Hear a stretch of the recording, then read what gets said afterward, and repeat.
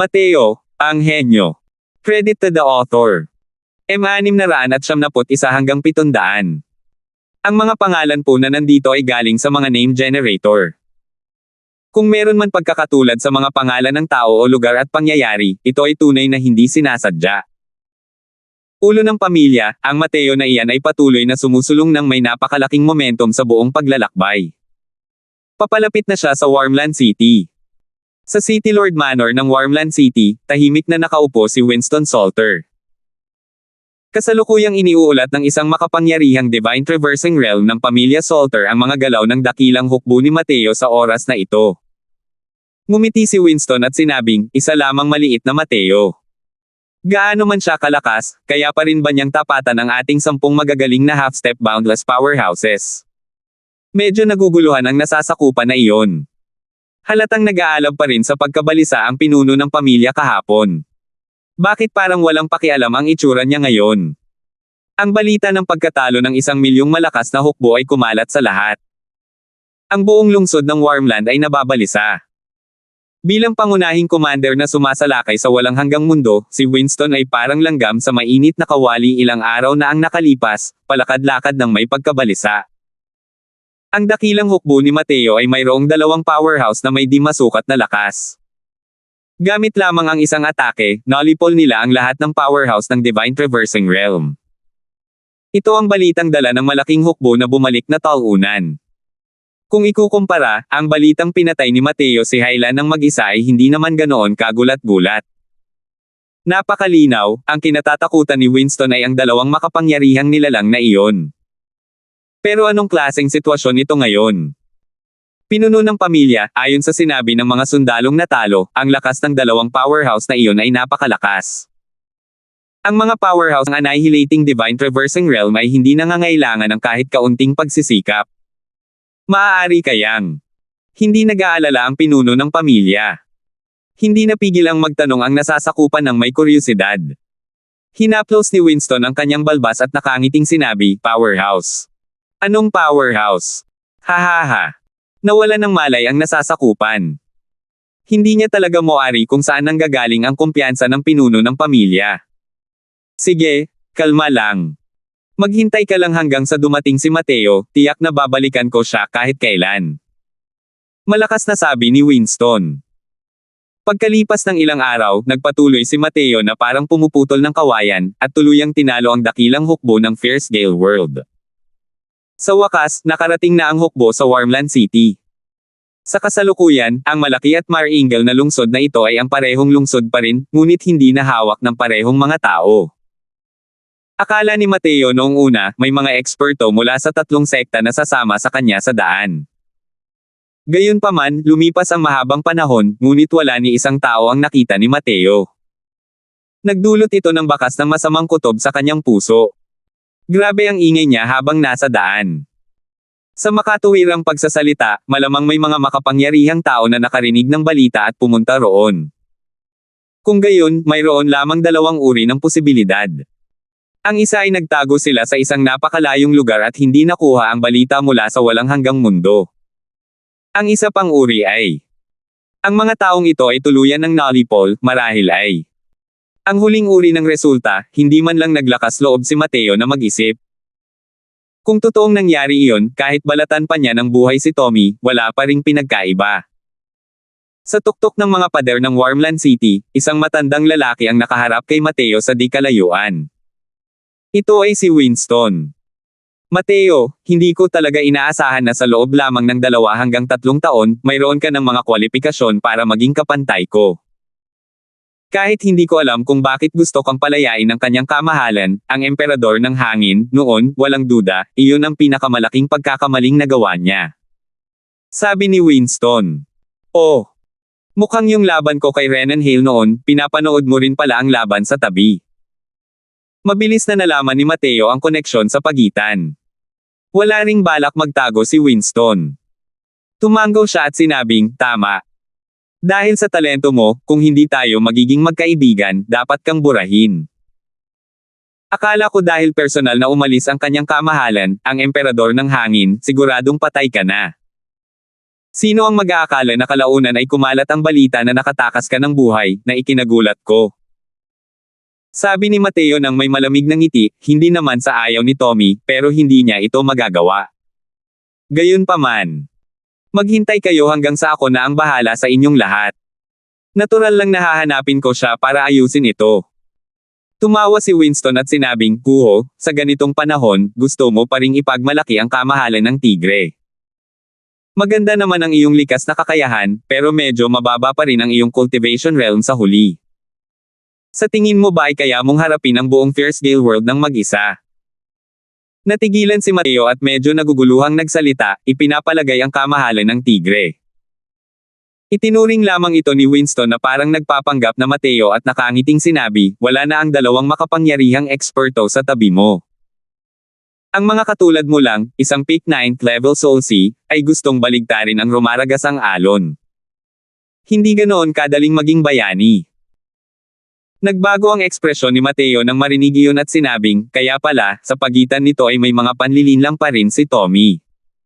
At iniisip ko, mukhang lumalalim na ang alitan na ito. Nitong mga nakaraang araw, kakaiba ang naging pananaw ni Mateo sa kung paano natagpuan ni Bryce si Megan. Hindi ko inakalang may gawa pa pala si Tommy sa pagitan nito.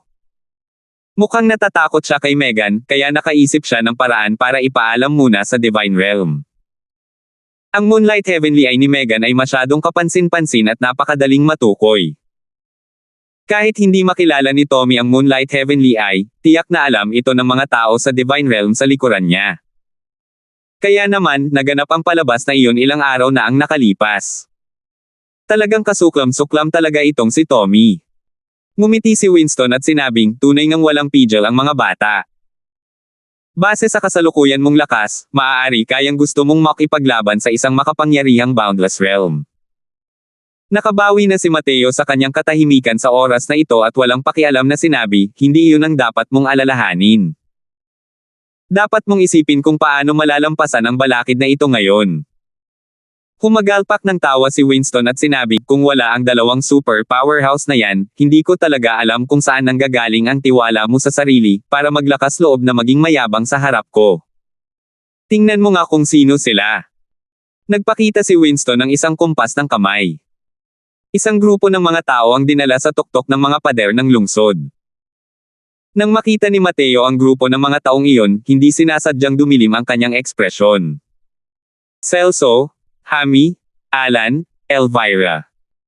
Sunod-sunod na pamilyar na mukha ang dahilan kung bakit hindi napigilan ng mukha ni Mateo ang panginginig. Nang mapunta ang tingin niya sa huling tao, hindi niya maiwasang magulat. Levi. Isang half-step boundless realm powerhouse ang Levi. Nahulog din ba talaga siya sa kamay ng kalaban sa Warmland City? Ganito ba kalakas ang lakas ng Fierce Gale World? Pero alam ni Mateo na ang Winston ay isang tunay na half-step boundless realm. Tiningnan ni Mateo ang dating matataas at makapangyarihang endless world sa tuktok ng mga pader ng lungsod. Lahat sila ay naging mga bihag ng Fierce Gale World. Bawat isa sa kanila ay may kani-kanilang mga dantian na nakasarado at mahigpit na nakakabit. Huwag mong pag-usapan kung gaano kaiyahiya ang hitsura nila. Itinuro ni Leroy ang mga taong nasa likuran at malamig na sinabi, parehong namatay sa kamay ninyo sina Salter Yunrong at Leroy. Dahil sa inyo, malaki ang nawalang lakas ng aking pamilya Salter. May mga mata ang langit para ipadala kayo sa harap ko. Malinaw na ganoong klase ng tao si Winston na may napakatusong pag-iisip. Kahit na labis na niyang kinasusuklaman si Mateo, kalmado pa rin siya kapag nagsasalita. Hindi niya mahahalata ang galit sa puso niya. Ngayon lang nalaman ni Mateo na ang matandang lalaking ito sa harap niya ay ang pinuno ng pamilyang Salter. Nakangiting sabi ni Winston, Mateo, nakikita mo ba ang malaking hanay ng Warmland City? Bakit hindi tayo maglaro, ano kaya kung ganoon? Hindi nagsalita si Mateo, tahimik na hinihintay ang susunod na mangyayari, gustong tingnan kung ano ang gustong gawin ng lalaking ito. Nang makitang hindi sumagot si Mateo, nagpatuloy si Winston, ang malaking hanay ng Warmland City na ito ay iniwan ng Grandian True Sect na nagselyo sa daanan ng kaharian noon. Ang lakas nito ay walang kapantay. Simula ngayon, papatay ako ng isang tao bawat 10 hininga, hanggang sa malagpasan mo ang malaking hanay. Kumusta? Natigilan si Mateo. Bobo ba ang lalaking ito? Hindi mo na kailangang magbilang. Papasok na ako. Mariing narinig ang walang pakialam na boses ni Mateo. 672. Biglang nawala agad ang figure ni Mateo. Nang muling lumitaw ito, dumating na pala ito sa harap ni Celso. Ang malaking hanay ng mga sundalong nagpoprotekta sa lungsod na inaasahan ni Winston ay wala talagang epekto. Ang mga nalalaglag na talulot na tumatakip sa kalangitan ay lumipad.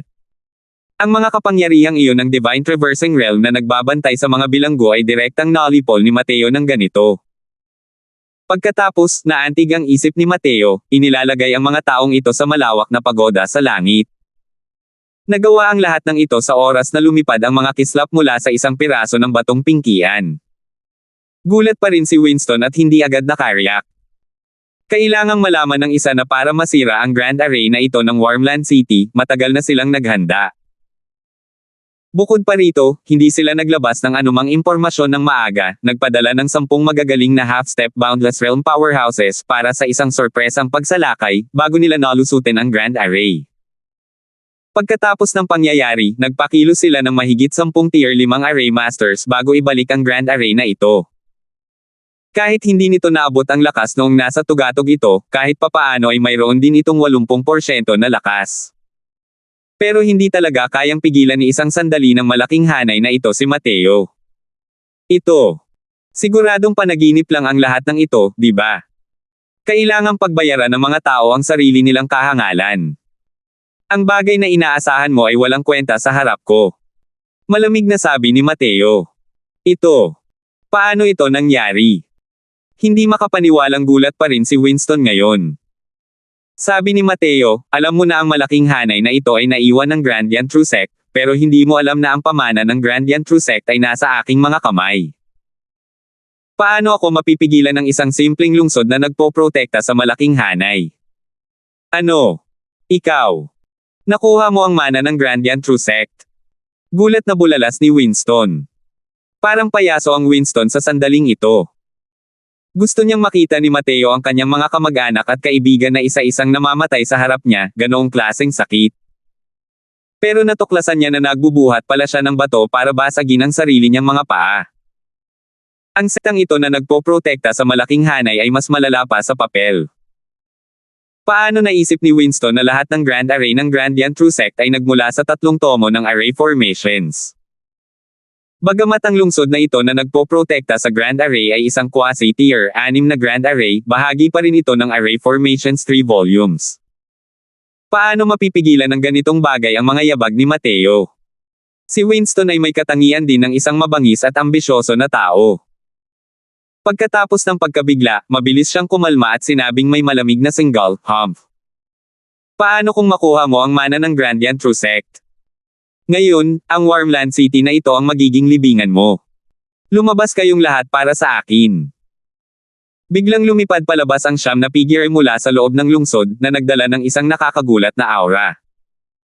Ang 9 na figurang ito ay pawang mga half-step Boundless Realm. Ang half-step Boundless ay isang tunay na nilalang na nagpapakita ng paghamak sa lahat ng buhay sa Endless World. Sa puntong ito, isipin mo na lang kung gaano kalakas ang Levi noon at malalaman mo na. Pero ngayon, 10 sa mga half-step Boundless Powerhouse na iyon ang lumabas ng sabay-sabay. Masyadong maluho ang ganitong hanay ng mga tauhan. Sa pagkakataong ito lang nalaman ni Mateo kung bakit kahit si Levi ay hindi makatakas. Dati, nabalitaan niya na 10 Great Peak 9th level Divine Traversing Powerhouses ang biglang sumalakay sa Wormland City. Medyo hindi pa rin sigurado si Mateo. Kung titingnan mo ngayon, isa lamang itong pagkakamali sa mga chismis. Masyadong biglaan ang pagbagsak ng Wormland City. Nahuli ang mga Titan sa lungsod sa isang iglap. Walang anumang tumpak na balita ang kumalat.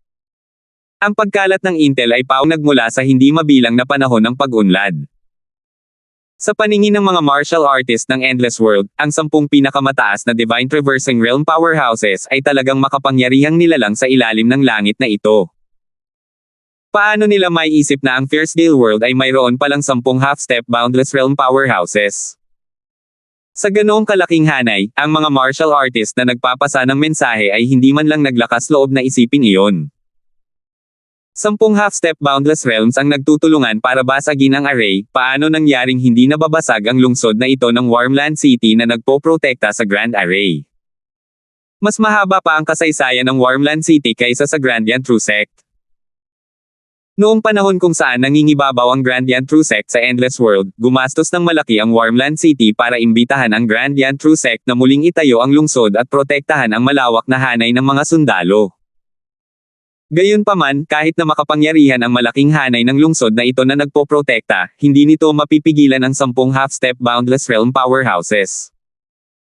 Kahit sa panahon ng Grandian True Sect, hindi pa rin kayang maglabas ng ganito katakot na hanay ang Endless World. Mateo, mukhang minamaliit pa rin kita. Pero, dito na rin nagtatapos ang lahat. Sabi ni Winston. Umiling si Mateo at sinabing, sabi ko na nga ba, kailangan mong pagbayaran ang katangahan mo. Sa tingin mo ba ay kaya kung tumayo rito sa lakas lang ng dalawang magkaibigang iyon? Ngayon, ipapaalam ko sa iyo kung gaano pa karami ang nakain mo kaysa sa kaya mong nguyain. Hahaha.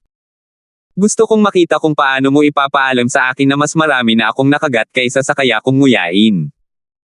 Sa tingin mo ba ay kaya mong talunin ang 10 half-step boundless realms natin gamit lang ang lakas mo? 10 kalahating hakbang na walang hangganang kaharian. Kahit na ito ay isang napakalakas na puwersa kapag inilagay sa Fierce Gale World, lalo na ang pag-usapan ang pagharap sa isang peak 9th level Soul Sea Brat. Sa kanyang pananaw, ang mga kabayanihang salita ni Mateo ay kasing kahulugan ng hindi pagkaalam sa kalawakan ng langit at lupa. Hey, ilang half-step boundless realms na umaasa sa matinong kapangyarihan para magsanay.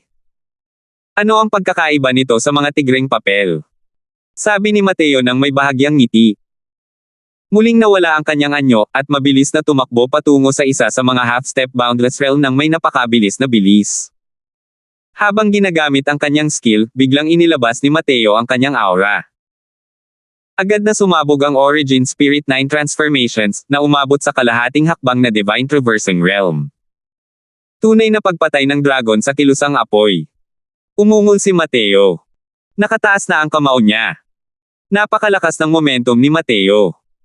Ngunit ang mga half-step boundless realms ay half-step boundless realms. Natural lang na hindi maihahambing ang kanilang mga reaksyon sa mga ordinaryong tao. Ang half-step boundless realm na iyon ay naghagis din ng kamao. Ang dalawang atake ay sumailalim sa isang direktang banggaan sa ere. Boom! Biglang tumigil ang figure ni Mateo na parang isang nakapirming spring, habang ang mga half-step boundless realm powerhouse na iyon ay direktang pinabagsak ni Mateo mula sa himpapawid, at bumagsak ng malakas sa lupa. Ang lakas ng isang kamao ay nakakapangilabot hanggang sa pinakamataas. Nang makita ang suntok na ito ni Mateo, hindi napigilan ni Winston na magbago ang ekspresyon ng mukha. Hindi niya inaasahan na ang lakas ni Mateo ay talagang nakakatakot sa ganitong antas. 9th level Soul Sea pa lang ay kayanan niyang sakupin ang ganap na inisyatiba sa isang showdown na may half-step boundless realm powerhouse na. Sa pagkakataong ito lamang napagtanto ni Winston na ang binatang ito sa harap ng kanyang mga mata ay tunay na may lakas na magbanta sa kanyang buhay. Kung makakaharap niya ito ng direkta ngayon lang, mahirap talagang malaman kung ano ang magiging resulta. Tumingin si Mateo kay Winston at malamig na sinabi, ang ilang taong ito ay pilit na nagpalakas. Tanging ang enerhiya ng asensya lamang ang nakarating sa kaharian ng kalahating hakbang na walang hangganan. Ang pag-unawa sa mga konsepto ay hindi umaabot sa pamantayan. Ang paggawa nito ay hindi lamang nakakabawa sa mahabang buhay, kundi pati na rin ang kanilang cultivation sa buhay na ito ay magtatapos dito. Kung hindi ko man lang matalo ang ganitong uri ng basura, paano ako mangangahas na pumasok sa Grand Array ng mag-isa? Pabago-bago ang ekspresyon ng mukha ni Winston. Hindi niya talaga akalain na ang lakas ni Mateo ay mas malakas pa pala kaysa sa half-step boundless. Sa kanyang pananaw, si Mateo ang may kakayahang humarap sa mga martial artist na nasa 9th level Divine Traversing. Ang half-step boundless at 9th level Divine Traversing ay dalawang magkaibang konsepto. Ang mga maluwalhating tagumpay sa militar ni Mateo noon ay pawang hiniram lamang kina Mark at Megan, ang lakas ng dalawang tao at hindi ang sarili niyang tunay na kapangyarihan. Ngayong nakikita na mismo ng mga mata niya ang lakas ni Mateo, paano siya hindi maaalarma? Ganoon ba? Kahit na pilit nilang pinalakas ang kanilang lakas, sila rin ay mga tunay na half-step boundless realm powerhouses. Kahit na hindi ka matalo ng isa, paano kung kaming 10? Tanong ni Winston nang may malamig na ngiti. Ngumiti si Mateo ng mapakla at sinabing, parehas lang kayong binubugbog. 673. Isang nilalang na hindi nakakaalam ng buhay mula sa kamatayan. Ipapakita ko sa iyo ang tinatawag na isang tunay na half-step boundless realm. Tumawa ng malamig si Winston. Biglang lumabas ang kanyang aura. Naiiba sa 9 na taong iyon, si Winston ay isang tunay na half-step boundless realm expert na ang lakas ay kapantay ng kay Levi. Noon nang pumasok si Levi sa Winston, nag-ingat siya sa pag-iral ni Winston. Kinontrol ng mga powerhouse ng Boundless Realm ang isang maliit na lugar ng langit at lupa. Kahit hindi kayang kontrolin ng isang half-step Boundless Realm, sa maliit na lugar na ito ng langit at lupa, sila ay parang isang demigod na nilalang din. Sa isang pagkumpas ng kamay, ang dami ng enerhiya ng asensya na naipon ni Winston ay lubos na hindi kayang ikumpara ng mga ordinaryong martial artist ng Divine Traversing Realm. Kayong 9, samahan ninyo akong sumalakay at direktang durugan ang batang ito. Sabi ni Winston sa seryosong boses. Sa sandaling ito, paano pa niya nagawang maliitin si Mateo? Ginamit na ni Mateo ang sarili niyang mga kilos para patunayan ang kanyang lakas. Oo, Lord Salter. Kahit na ang 9 na taong iyon ay mga eksperto sa half-step boundless realm, tila sinusunod nila ang bawat salita ni Winston. Sa ilalim ng pamumuno ni Winston, pinalibutan ng 9 na tao si Mateo mula sa iba't ibang direksyon, hinaharangan ang lahat ng ruta ng pagtakas ni Mateo. Siyempre, hindi gumalaw si Mateo.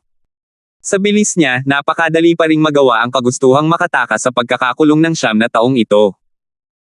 Bagamat ang 9 na taong ito ay pawang mga half-step boundless realm, sa bilis, hindi nila kayang maabot ang bilis ni Mateo. Sa halip, kahit si Winston ay halos hindi makasabay kay Mateo sa bilis. Siyempre, dahil din iyon sa isa siyang tunay na half-step boundless realm powerhouses. Pagdating sa cultivation realm, mas mataas siya sa major realm kaysa kay Mateo. Mga ganitong kalokohan, ano ang pagkakaiba ng 1 at 9? Malamig na sabi ni Mateo. Para lang makita ang kanyang figure na gumagalaw, umaatake na parang kidlat. Ang mga galaw ni Mateo ay walang kapantay na kakaiba. Sa isang kisap mata, mahigit 10 suntok ang pinakawalan niya. 9 na magagaling na half-step boundless realms ang talagang pinipigilan at tinalo ni Mateo ng mag-isa. Ang flame movement through dragon carnage ni Mateo ay walang kapantay na mabangis. Ang bawat suntok ay may napakalaking momentum at napakalakas na kapangyarihan. Kung hindi dahil sa 9 na magagaling na half-step boundless realm powerhouses na umaasa sa kapal ng kanilang essence energy, matagal na sana silang giniling ni Mateo. Sa ganitong sitwasyon, paano pa kaya ito matitiis ni Winston? Soberanong matinding sining ng espada. Pagkalabas ng espada, isang mabangis at matalas na sword chi ang tumungol diretso sa likod ni Mateo. Kasalukuyang nasa gitna ng isang mabangis na labanan si Mateo laban sa 9 na dakilang half-step boundless realms, ngunit palagi siyang nagbabantay kay Winston. Nang makita siyang palihim na umaatake, tahimik siyang nagmura ng walang hiya sa kanyang puso, ngunit biglang hinugot ang Xuanying sword, lumingon at sinaksak ito gamit ang isang espada. Maraming talam ng espada na may ulan. Matagal nang hindi nagagamit ni Mateo ang galaw na ito. Pero hindi ibig sabihin noon ay hindi malakas ang kapangyarihan ng galaw na ito. Sa kabaligtaran, kasabay ng pagtaas ng kanyang lakas, ang kapangyarihan ng myriad rain sword blades na ito ay lalong lumakas. Boom! Isa itong matinding banggaan. Pantay ang naging atake ng 2 atake. Hey! Ito ba ang ipinagmamalaki ng half-step boundless? Nagtatago sa likuran at gumagamit ng palihim na paraan. Pang-uuyam ni Mateo. Matagal nang hinubog ni Winston ang mukha para maging mas makapal pa sa pader ng lungsod. Nang marinig ang mga salitang iyon, wala siyang pakialam na sinabi, ang mananalo ay magiging hari at ang matatalo ay magiging tulisan. Basta't papatayin kita, ano ang mahalaga kung anong paraan ang ginamit? Ngumisi si Mateo at sinabing, tunay ngang nagtutulungan ang mga kontrabida. Kayo ni Tommy ay talagang perpektong magkapareha. Nabalitaan ko na ang pamilya Salter ninyo ang emperador ng hangin ng nakaraang henerasyon. Ngayon, ang pagiging Alipors ay ginagawa na rin ng walang pag-aalinlangan. Sumimangot si Winston. Halatang nasaktan si Mateo sa mga sinabi niya. Ang pamilyang Salter ay isang pamilyang inabandona. Hindi niya lubos na nalabanan ang pagiging dominante ni Tommy. Kung talagang may balak ang pamilya Salter na huwag sumuko, tiyak na lilipulin ni Tommy ang buong angkan ng pamilya Salter gamit ang walang awang paraan. Sa makatuwid, ang magagawa ni Winston ay pangalagaan ang susunod na henerasyon sa abot ng kanyang makakaya at gawin siyang panalo sa kompetisyon para sa emperador ng hangin, at mabawi ang posisyon ng emperador ng hangin. Sino ang mag-aakala na ang Leroy na pinaghirapan niyang alagaan ay namatay pala sa kamay ni Mateo? Paanong hindi siya magagalit? Tama na ang kalokohan. Sa tingin mo ba ay kasing hina talaga silang siyam gaya ng iniisip mo? Hey, ilabas mo ang tunay mong kakayahan at tingnan mo ang batang ito. Biglang ngumiti ng nakakakilabot si Winston at sinabing. Nang matanggap ng siyam na half-step Boundless Realm experts ang utos, biglang sumabog ang matinong kapangyarihan sa kanilang mga katawan. Bawat isa ay naglalabas ng isang nakakatakot na pulang ilaw sa kanilang mga katawan. Ang mga pulang ilaw na iyon ay nagkumpol-kumpol upang bumuo ng isang kumpletong nilalang sa hangin, na bumubuo ng isang napakalaking hugis ball ang harang, na direktang bumabalot kay Mateo sa loob. Tumagas ang makapal at matipunong lakas, at dumiretso kay Mateo. Hindi mapigil ang magbago ang ekspresyon ni Mateo. Naramdaman niya na tila tumigil ang sirkulasyon ng enerhiya ng asensya sa loob ng kanyang katawan. Hahaha. Mag-enjoy kayo ng mabuti sa Blood Prison Cage. Pakiramdam mo ba ay medyo hindi nakikinig ang essence energy mo sa mga utos mo? Hindi lang nito kayang umalangaw ang Blood Prison Cage na ito sa nakapalibot na essence energy at sa essence energy sa loob ng katawan mo, kundi kaya rin itong mapalakas ng husto ang siyam nilang lakas.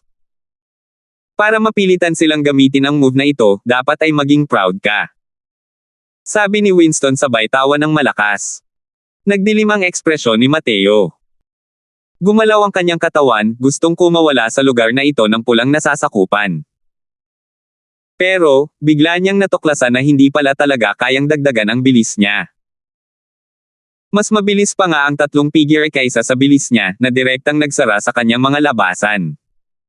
Putok. Direktang sumugod si Mateo sa tatlong tao at tinamaan pa nga siya hanggang sa magkagulo ang kanyang mga laman loob. Tila tumaas ng husto ang lakas ng siyam na taong ito. Ang Blood Prison Cage na ito ay tunay ngang kakaiba at walang kapantay. Maingat na naramdaman ito ni Mateo. Sa katunayan, natuklasan niya na ang kanyang koneksyon sa nakapalibot na enerhiya ng langit at lupa ay lalong humina. Nangangahulugan din ito na ang kanyang open sa ibong kapangyarihan ay hihina ng malaki. Kung tungkol naman sa movement technique, kung wala ang suporta ng essence energy, natural lang na mas hihina rin ito. Mukhang hindi rin naman talaga walang kwenta ang siyam na taong ito. Talagang nakakatakot ang hakbang na ito. Ang mahulog dito ay halos isang tiyak na sitwasyon ng kamatayan. Mateo, ang sarap ng paghihintay sa kamatayan, kumusta na? Masayang sabi ni Winston. Sumulyap si Mateo sa kanya ng walang pakialam at sinabing, sinalakay ninyong lahat ang walang hanggang mundo, nag-ipon kayo ng matinong kapangyarihan, para gamitin sa pagpapalakas ng sarili ninyong mga kapangyarihan. Ganitong klaseng kawalan ng konsensya, hindi kayo tatanggapin ng langit, ako, si Mateo, ang magpapaalis sa inyo. Humph! Matigas ang ulo mo. Gusto kong makita kung ano ang inaasahan mo para maalis tayo. Patayin mo siya para sa akin. Sabi ni Winston. Natanggap ng siyam na tao ang utos at muling inatake si Mateo. Pero sa pagkakataong ito, sa ilalim ng kanilang pagtutulungan, ang kanilang kapangyarihan ay lumakas ng husto, at paulit-ulit na napipilitang umatras si Mateo. Kung hindi dahil sa pagkaunawa ni Mateo sa konsepto ng daloy ng hangin, malamang isa na siyang bangkay sa oras na ito. Ang siyam na taong ito ay tila siyam na dyablo na nagmula sa impyerno. Puno ng sangguanchi. Gayunpaman, si Mateo ay nasa mapanganib na kalagayan din sa paligid at muntik ng tamaan ng maraming beses. Hahaha. Mateo, ang sarap ng Blood Prison Cage na ito, di ba? Kahit na napakalakas ng mga pamamaraan mo, kahit walang lakas para palayain ang mga ito, hindi ka pa rin ba't isa kang walang kwenta. Si Leroy ang pag-asa ng aming pamilya Salter, at nang ahas ka pang patayin siya. Ngayon, ipapadala kita para ilibing kasama ni Leroy. Muling pinakawalan ni Winston ang kanyang martial technique ng walang pag-aalinlangan sa labas ng blood prison cage. Soberanong matinding sining ng espada. Ganyan pa rin ang teknik sa pakikipaglaban. Pero sa pagkakataong ito, hindi na maaaring banggitin ang kapangyarihan ng sabay-sabay. Ito ang ultimong galaw ng Sovereign Extreme Sword Art. Dahil ginamit ito ng mga kamay ni Winston, ang kapangyarihan ay napakalakas hanggang sa makaramdam ang mga tao ng pagkahimatay. 674. Isang daloy ng umaagos na liwanag ang humampas sa kalangitan, papasok mismo sa blood prison cage. Ang lakas ng espadang ito, kahit nasa gitna ng malawak na hanay ng mga nagpoprotekta sa lungsod, Stanley, malinaw na nararamdaman din nila ito. Ang buong lakas na atake ng isang half-step Boundless Realm powerhouse, ang lakas ay hindi maisip. Naramdaman pa nga ng mga taong nakakita sa laban ang panginginig ng buong lugar. Panginoon Mateo. Nang makita ni Stanley si Mateo sa isang sitwasyon na wala ng pag-asa, sumigaw siya ng buong lakas. Napatalon siya, gustong sumugod sa malaking hanay. Ngunit, sa oras na ito, biglang may pagbabagong naganap sa loob ng blood prison cage. Isang asul na guhit ng liwanag ang unti-unting nagliwanag mula sa mahina patungo sa malakas. Ang pulang liwanag na dating pumipigil kay Mateo hanggang sa sukdulan ay naging malabo sa ilalim ng guhit na ito ng asul na liwanag. Umungol. Umalangaw-ngaw sa buong Wormland City ang tunog ng isang malinaw na ungol ng dragon. Boom!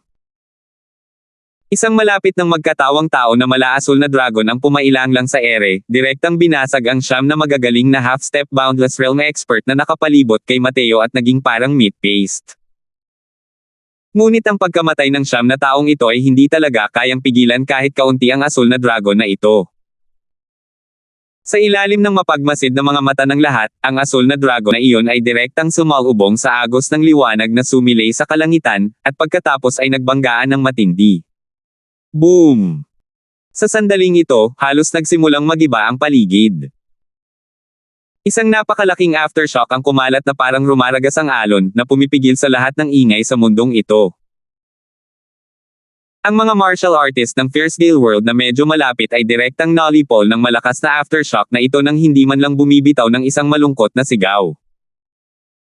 Habang ang mga martial artist na medyo malayo ay natamba dahil sa mga alon ng hangin at wala ng lakas para lumaban. Putok! Putok! Putok! Bigla na lang, may narinig na mga kalabog mula sa malalaking hukbo ng lungsod na nagpoprotekta sa kanila. Ang lakas ng dalawang pagbanggang ataking ito ay talagang nagpabawas-bawas ng pagkapira-piraso kahit ng malalaking array ng lungsod. Boom! Sa wakas ay gumuho ang malaking hanay ng mga sundalong nagpoprotekta sa lungsod kasabay ng isang malakas na kalabog dahil sa impact ng shockwave. Ang malaking hanay ng lungsod na nagpoprotekta na tumagal ng libu-libong taon ay naging alikabok ng ganito kabilis. Gayunpaman, hindi pa natatapos ang labanan sa pagitan ng dalawang pag-ataking ito. Pinakawalan ni Mateo ang asul na dragon pagkatapos. Ngunit sa oras na ito, naitulak nito pabalik ang atake ni Winston. Sa wakas, ang halos nagkatawang taong asul na dragon na ito ay lubusang natalo ang atake ni Winston. Pagkatapos, nababalot ng isang kakilakilabot na kapangyarihan, ito ay tumakbo patungo sa Winston. Matagal nang takot si Winston sa atake ni Mateo, nakakainis. Masyadong malakas ang ataking ito. Makapangyarihan hanggang sa mabuo siya nito, ang kanyang kalahating hakbang na Boundless Realm ay nagbunga ng takot sa kanyang puso. Halos walang pag-aalinlangan, tumalikod si Winston at tumakas. Gayunpaman, paano makakalaban ng bilis niya ang bilis ng asul na dragon? Ang asul na dragon na ito ay tila may kaluluwa. Inatake pa nga nito si Winston ng mas mabilis pa. Putok! Diretso na tinamaan si Winston ng napakalaking ulo ng asul na dragon. Dumura siya ng dugo kasabay ng pag-ubo, nang hihina ang kanyang katawan. Dahil sa pagkamatay ng siyam na dakilang half-step boundless realms, ang nakakatakot na blood prison cage ay natural ding gumuho. Gumalaw ang figure ni Mateo, nakarating sa harap ni Winston. Bigyan mo ako ng pagkakataon. Sabihin mo kung nasaan ang mga magulang ko, at gagawin kong madali ang lahat para sa iyo. Huwag kang umasa na swertehin ka. Ang mga paraan ko ng pagpapahirap sa mga tao ay talagang mas nakakatakot kaysa sa inaakala mo. Malamig na sabi ni Mateo. Nang marinig ang boses ni Mateo na tila galing sa ilalim ng lupa, hindi napigilan ni Winston ang panginginig. Nakikita niya ang matinding balak pumatay sa mga salita ni Mateo. Gayunpaman, alam ni Winston na tiyak na papatayin siya, kaya wala siyang pakialam sa balak na pumatay ni Mateo. Hindi niya akalain na kayang magpakawala ni Mateo ng ganito kalakas na suntok. Ang ataking iyon kanina ay walang katapusang lumalapit na sa Boundless Realm. Noon mismo, malinaw na napansin ni Winston na ang Heavenly daw ay may bahid ng pag-alunalon at muntik ng magpaulan ng makalangit na kapigatian. Naramdaman pa nga ni Winston na hindi lang dito natatapos ang lakas ng palad na ito, kundi sadyang pinipigilan ni Mateo ang kapangyarihan at hindi hinahayaang makalusot ito sa hangganan ng walang hanggang mundo. Kung ganito talaga, nakakatakot talaga ang lakas ni Mateo. Masasabing isa siyang di magapi na nilalang sa ilalim ng Boundless Realm. Paano kaya makakapaglabas ang isang martial artist ng Soul Sea Realm ng ganito kalakas na martial technique? Spirit Rank Coiling Dragon Heaven Devastating Palm. Pangwasak na palma sa langit ng Spirit Rank Coiling Dragon. Ang galaw na iyon kanina ay ang mismong Coiling Dragon Heaven Devastating Palm na pinakawalan gamit ang Spirit Rank Dragon Wave na naunawaan ni Mateo kamakailan lamang. Bago pa man ito maintindihan ni Mateo, hindi niya rin inaasahan na ang Spirit Rank na Coiling Dragon Heaven Devastating Palm ay magiging ganito kalakas. Tunay nga, para maging pinuno ng lahi ng mga demonyo ang lahi ng dragon, hindi sila isang ordinaryong uri ng malalakas. Tila may pambihirang talento si Mateo sa pag-unawa sa Dragon Wave. Bago pa man umalis ang hukbo sa pagkakataong ito, matapos gumaling ang mga pinsala ni Mateo, sa wakas ay nalagpasan niya ang mga gapos ng Heaven Rank, at nakamit ang Spirit Rank Dragon Wave. At may pakiramdam si Mateo na ang alon ng dragon na nasa ranggo ng espiritu ay tila isang malaking pagbabago. Tila ang pagkakaiba sa pagitan ng ranggo sa langit at ranggo sa espiritu ay ang pagkakaiba sa pagitan ng immortal at mortal. Napakalaki ng pagkakaiba. Kanina, sadyang pinigilan ni Mateo ang kapangyarihan ng alon ng dragon. Kung hindi, malamang na talagang maaakit nito ang makalangit na kapigatian. Sa kasalukuyang lakas ni Mateo, ang pagtawag sa makalangit na kapigatian ay walang pinagkaiba sa paghahanap ng kamatayan. Haha, anong masama kung sasabihin ko pa sayo? Naipadala na ang mga magulang mo sa Central Capital. Kung may kakayahan ka, pumunta ka sa Fierce Gale World at iligtas mo sila pabalik. Sabi ni Winston na puno ng dugo ang bibig. Nalungkot si Mateo, at naisip niya sa sarili na totoo nga. Mukhang matagal nang nahulaan ni Tommy na hindi ako mamamatay ng ganoon kadali at gusto niyang gamitin ang mga magulang ko para takutin ako. Seryosong sabi ni Mateo. Hindi kasing simple nang iniisip mo si Tommy. Isa pa, dahil nasa kamay niya ang mga magulang mo, hindi ka niya katapat. Haha, alam kong tiyak na ililigtas mo ang mga magulang mo. Kahit hindi kita mapatay, papatayin ka rin ni Tommy. Mateo, hindi mo matatakasan ang salitang kamatayan sa huli. Mariing sumpa ni Winston. Maingay. Muling pinalo ni Mateo ang isang palad, winakasan ang buhay ni Winston. Hindi pa rin nakakalimutang sumpain siya ng lalaking ito nang maharap sa nalalapit na kamatayan. Talagang hindi niya alam ang buhay mula sa kamatayan. Pero walang ibang magawa si Mateo kundi aminin na medyo mahirap ang kasalukuyang sitwasyon, at labis din siyang nag-aalala para sa kaligtasan nina Henry at Helena. Si Tommy, ang lalaking ito ay tunay ngang may kilos ng isang mabangis at ambisyoso. Kapag nakaharap na niya ng diretso ang kanyang kalaban, isinaalang-alang na lamang nito ang bawat posibleng posibilidad. Ngayong napunta na sa kanya sina Henry at Helena, medyo nag-alangan si Mateo na kumilos. Sa City Lord Manor, pinalaya ni Mateo ang lahat ng naligtas na tao mula sa loob ng Vast Heaven Pagoda at isa-isang inalis ang mga paghihigpit sa kanilang mga katawan. Sa kasalukuyang lakas ni Mateo, kahit alam nilang lahat ni Levi na nasa kamay niya ang Vast Heaven Pagoda, hindi na rin niya kailangang mag-alala tungkol sa kahit ano.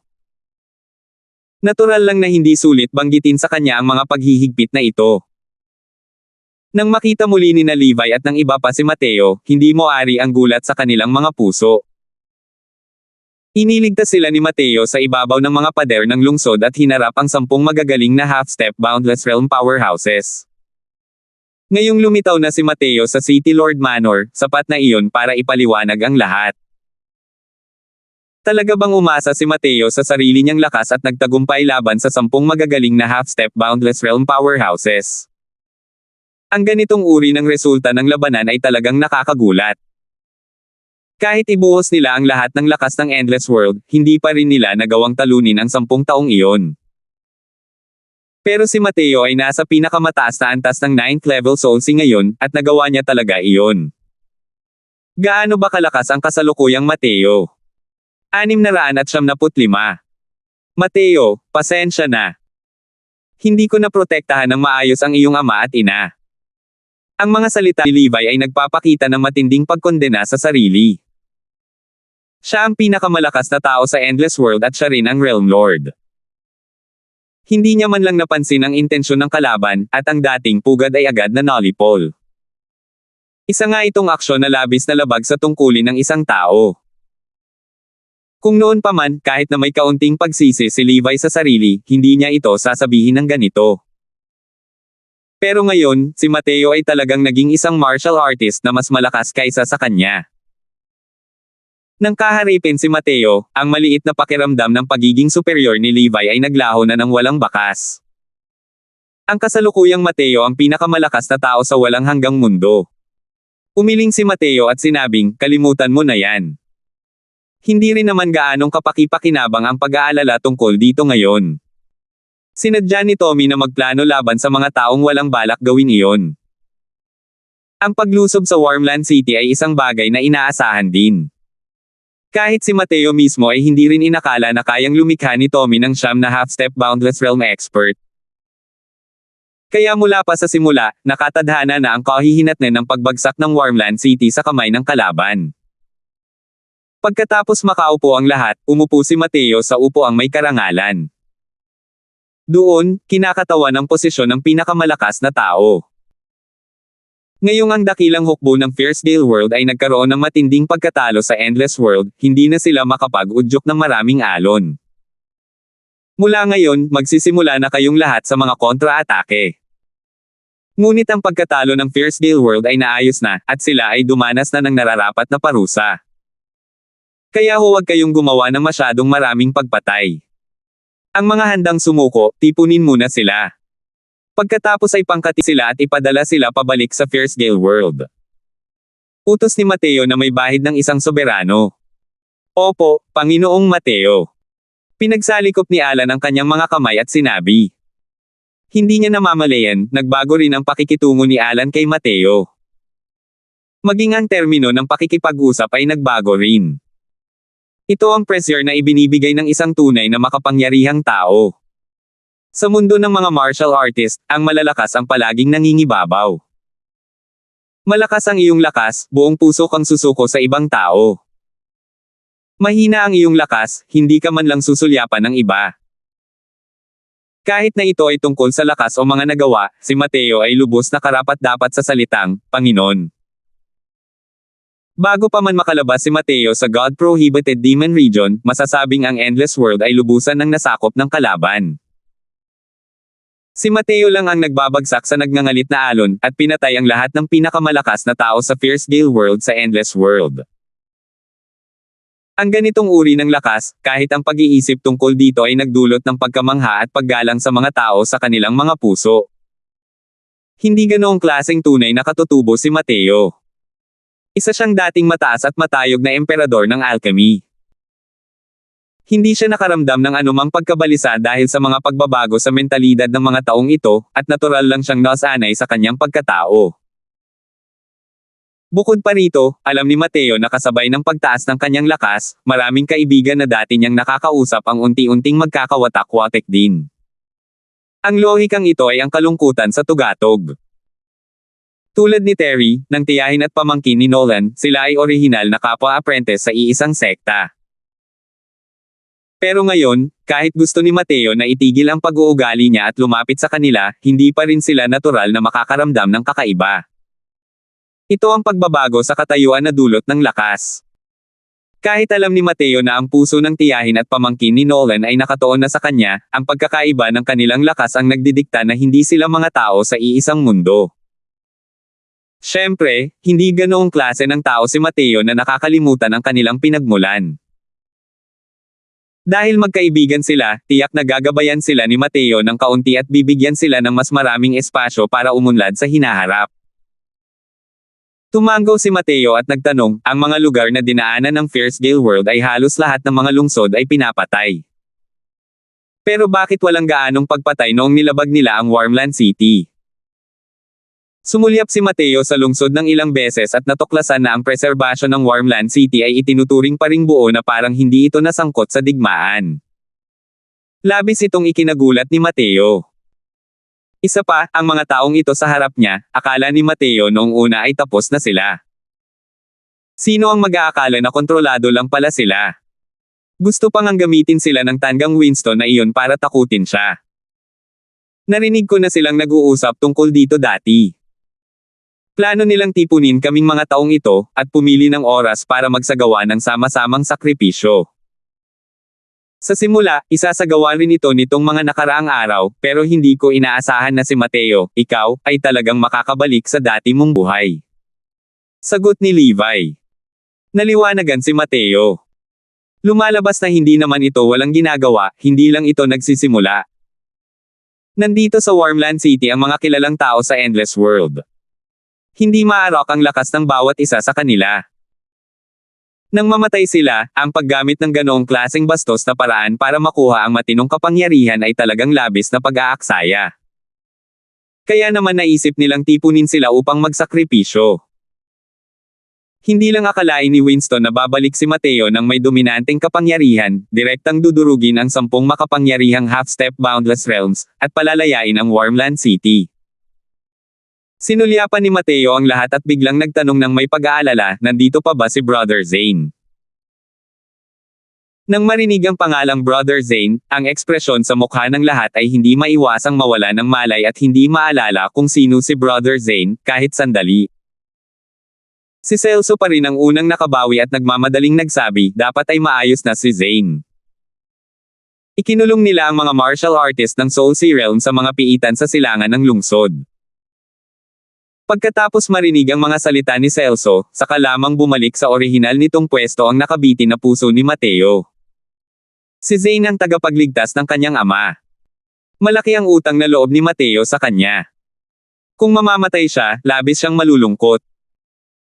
Pagkatapos lamang marinig ang mga salita ni Celso, saka lamang nalaman ng lahat na ang Zane na ito ay isa lamang martial artist ng Soul Sea Realm. Pero hindi mapigilan ng lahat na mainggit. Maaaring makuha ng Zane na ito ang biyaya ni Lord Mateo. Kasunod nito, personal na pumunta si Mateo sa mga piitan sa silangang lungsod at pinakawalan si Zane, at inalis ang mga paghihigpit sa kanyang katawan. Nang malaman ni Zane ang kasalukuyang kalagayan at lakas ni Mateo ngunit nagpakababa siya para personal itong palabasan sa mga piitan, labis siyang naapektuhan nito. Kalaunan, ang interlude na ito ay inilabas ng ewan ko kung sino, na ibinahagi pa ng may pagsang-ayon. Ang mataas na moralidad ni Lord Mateo ay umabot sa sukdulan at hindi niya nakalimutan ang mga dating kaibigan. Nagdagdag ito ng bakas ng pagkatao kay Mateo na kalaunan ay itinuring na Diyos. Pagkatapos ng labanang ito, unti-unting naging figure si Mateo sa ibabaw ng altar ng Endless World. Ang kanyang katanyagan ay mas dakila pa kaysa sa Grandian True Sect noon. Habang ang pagsasakripisyo ng Grandian True Sect ng lakas ng buong sekta para protektahan ang kapayapaan ng Endless World ay nakaaantig at karapat-dapat sa isang awitin, ginawa naman ni Mateo ang marumi at bulok na bagay na bihira at mala-ethereal, at tuluyang dinurog ang Fierce Gale World gamit ang sarili niyang lakas. Ang ganitong tagumpay ay masasabing walang katulad at hindi mauulit. Ang mga martial artist na nakasaksi sa malaking labanan sa Warmland City ay nagbigay kay Mateo ng titulong The Whist, na pinangalan ng tunay na dragon, Panginoon ng Langit. Matapos umakyat si Mateo sa Divine Realm, kusang gumawa ang mga martial artist ng Endless World ng isang monumento ni Mateo sa Warmland City, upang gunitain ang tunay na dragon Heavenly Lord, na si Mateo. Mula noon, ang pangalan ni Mateo na tunay na Dragon Heavenly Lord, ay naipasa sa loob ng 10,000 taon sa walang hanggang mundo. Ang kanyang tagumpay ay nakaukit sa isipan ng mga tao para sa mga susunod na henerasyon. Siyempre, lahat ng ito ay ang mga pambungad na salita. Matapos iligtas ni Mateo si Zane, binigyan niya ito ng malaking batch ng mga medicinal pills, sapat para makapag-cultivate siya hanggang sa maabot ang tugatog ng Divine Traversing Realm. Kasunod nito, inutusan ni Mateo ang mga tao na maghanap sa lahat ng dako para sa balita tungkol sa mga disipulo ng Tranquil Cloud Sect. Kasabay nito, opisyal na ring nagtapos ang contra-offensiba ng Endless World. Pero wala nang kinalaman ang lahat ng ito kay Mateo. Matapos itinuro ng maayos ang lahat, sinimulan ni Mateo ang pag-iisa. Naayos na ang mga usapin ng walang hanggang mundo. Ngunit hindi pa natatapos ang mga usapin ng mabangis na mundo. Kung hindi maaalis si Tommy, ang mundo ng mabangis na Gale at ang walang hanggang mundo ay hindi kailanman makakaranas ng kapayapaan. Bago pumunta sa Fierce Gale World, kailangan munang makalusot ni Mateo sa Divine Traversing Realm. 676. Sa isang malawak na larangan na 1,000 milya ang layo mula sa Warmland City, mahigit 10 martial artist ang naghihintay ng buo ang pormasayon sa labanan. Sina Levi, Hami, Alan, at iba pa. Ang mga pinakamakapangyarihang nilalang na ito ng walang hanggang mundo ay kasalukuyang nagbabantay para sa isang binata. Mariing nakapikit si Mateo, pinapakalma ang kanyang diwa at itinutuon ang kanyang isipan, kasalukuyang ginagawa ang mga huling paghahanda bago tuluyang makalusot. Kalmado ang ekspresyon ni Mateo, walang pakialam na hinarap ang papalapit na tagumpay. Gayunpaman, sina Levi at ang iba ay may seryosong tingin sa kanilang mga mukha, na para bang sila ang nakalampas sa kapigatian. Hindi pa tapos ang digmaan, si Mateo ang pinakamalaking pag-asa ng walang hanggang mundo. Hindi dapat magkaroon ng anumang aksidente. Pumutok. Bigla na lang may umalangaw-ngaw na kislap. Ang dating maaliwalas na langit na walang ulap sa layong libu-libong milya ay nagsimulang magkaroon ng maitim na ulap na naipon sa itaas. Nang makita ang kaguluhang ito, nagbago ang ekspresyon ng mukha ni na Levi at mga kasama. Dito lang nakakarating si Mateo sa Divine Traversing Realm. Bakit magkakaroon ng ganito kalaking kaguluhan? Kahit na hindi pa ganap na nabubuo ang makalangit na kapigatian na iyon, kung titingnan ang palabas na ito, mas malakas pa ito kaysa sa ibang mga taong lumalagpas sa makalangit na kapigatian ng Boundless Realm. Hindi nakakapagtaka na si Mateo ay nagtataglay ng ganitong kakilakilabot na lakas sa Soul Sea Realm. Ang kanyang makalangit na kapigatian kapag nakakalusot ay masyadong kakilakilabot. Ang kaguluhan ng paglampas ni Mateo sa tribulation ay natural na walang kapantay na kasuklam-suklam. Kung hindi dahil dito, paano niya nagawang umasa sa makalangit na tribulation noon para durugin ang third level Divine Traversing Salter Yunrong pababa sa dalawang maliliit na realm? Pero sa pananaw ni Mateo, ang makalangit na kapigatian sa pagkakataong ito ay medyo mas mahina pa rin kumpara sa huling pagkakataon. Tutal, nalalampasan na niya ang dakilang hangganan ng lower 3 realm noong nakaraang pagkakataon. Mas malaki ang hadlang sa kanya ng Heavenly daw kaysa sa pagkakataong ito. Tiyak na mangyayari pa rin ang ganitong bagay kapag nakarating ka mula sa middle 3 realms patungo sa upper 3 realms. Sa puntong ito, matagal nang handa ang isip ni Mateo. Ang ganitong uri ng pagsulong mula sa paglusot sa mga tanikala ng Heavenly daw ay isang minsanang malaking hakbang sa buhay. Ang isang tao ay tiyak na magdurusa sa walang awang paghampas ng Heavenly daw. At ang lakas ni Mateo ay mas malakas kumpara sa mga ordinaryong martial artist. Ang hadlang na matatanggap niya ay tiyak na mas malakas kaysa sa mga ordinaryong tao. Putok. Putok. Putok. Bumaba ang mga nagngangalit na ahas ng kidlat ng may mabangis na sayaw, marahas na binomba ang kinaroroonan ni Mateo. Gayunpaman, ang lugar ni Mateo ay walang kahit kaunting pag-alo ng enerhiya ng asensya. Ginagamit talaga ni Mateo ang pisikal niyang katawan para piliting mapaglabanan ang makalangit na kapigatian. Hindi, sandali. Ginagamit niya ang makalangit na kapigatian para patatagin ang kanyang katawang laman. Bulong ni Levi nang makita niya ang eksenang ito. Kung paano nalampasan ni Mateo ang mga paghihirap, napakalaki ng epekto nito sa kanya. Hindi niya kailanman naisip noon na ang paglampas sa mga paghihirap ay magagawa sa ganitong paraan. Sa unang yugto ng makalangit na kapigatian, hindi na nga talaga magamit ni Mateo ang enerhiya ng asensya.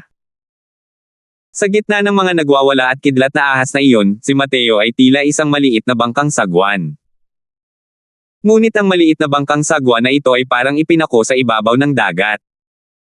Hindi gumagalaw kahit isang pulgada. Sa gitna ng asul-lila na kidlat, isang guhit ng asul na liwanag ang unti-unting sumikat. Mga patong ng asul na kaliskis ng dragon ang bahagyang lumitaw sa balat ni Mateo. Ang kapigatian ng kidlat ay lalong lumalakas. Ngunit naramdaman ni Mateo na ito ay may takbo ng paghina. Ang pagbomba sa kanyang katawan ay talagang nagpapahina ng nagpapahina. Sok-sok! Ang lakas ng pisikal na katawan ng lahi ng dragon ay talagang pambihira. Iniisip ko kung hanggang saan makakamit ng malalaman kong katawan ito kung patuloy ko itong palalakasin. Sa makalangit na kapigatian, napabuntong hininga si Mateo sa paghanga. Hindi nagtagal, natapos ang unang yugto ng makalangit na kapigatian. Hindi naman nasaktan si Mateo. Ang eksenang ito ay matagal na natigilan ang nagbabantay na si Levi at ang iba pa. Nakalimutan pa nga nila ang kanilang misyon sa pagpunta rito ngayon ng ilang panahon. Sa ilalim ng ganitong kakilakilabot na makalangit na kapigatian, may mga taong talagang hindi nasaktan. Mateo, kakaiba talaga ang lalaking ito. Ito ang nasa isip ng lahat ngayon nang walang paunang konsultasyon. Nang araw na iyon nang mapatay ni Mateo ang 10 malalaking half-step boundless realm powerhouses, sila ay pinalayas ni Mateo sa Vast Heaven Pagoda at hindi niya nakitang kumilos si Mateo. Ang lakas ni Mateo ay kathang-isip lamang nila. Ngunit nang malampasan ni Mateo ang paghihirap ngayon, sa wakas ay nakita na nila mismo ang nakakaantig na kapangyarihan ni Mateo. Lalo na si Levi. Hindi pa siya nalalayo sa paglampas sa kapigatian at pag-akyat. Tungkol sa lakas ng makalangit na kapigatian, mayroon pa siyang bahagyang pakiramdam mula sa mga puwersang hindi niya kontrolado. Naisip niya sa sarili na sa ilalim ng ganitong uri ng makalangit na kapigatian, kahit na malampasan niya ito, napakahirap pa ring gawin ito ng kasing gaan ng loob ni Mateo. Di nagtagal, sa ikalawang round, ikatlong round, ikaapat na round, ang bawat alo ng makalangit na kapigatian ay mas matindi kaysa sa huli. Ngunit nalampasan lahat ni Mateo ang lahat ng ito ng napakadali. Nang umabot ito sa ikalimang round, dumating ang dual-colored lightning tribulation ayon sa nakatakdang oras. 5 sa 9 na makalangit na kapigatian. 2 ang kapigatian ng kidlat at kaluluwa.